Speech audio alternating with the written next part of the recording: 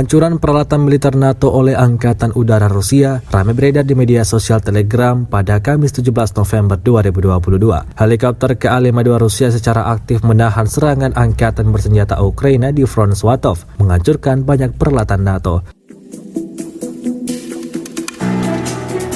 Tampak helikopter serang distrik militer barat membakar kendaraan lapis baja, artileri dan titik tembak angkatan bersenjata Ukraina dengan peluru kendali Wormwood. Akibat insiden ini, militer Ukraina menderita kerugian besar.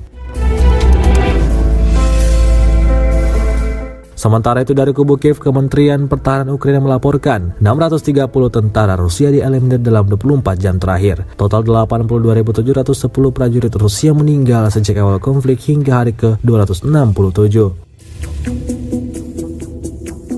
Sejauh ini selama invasi berlangsung, Rusia secara total melaporkan 333 pesawat Ukraina, 177 helikopter, 2.514 kendaraan udara tak berawak dieliminir oleh pasukan Vladimir Putin.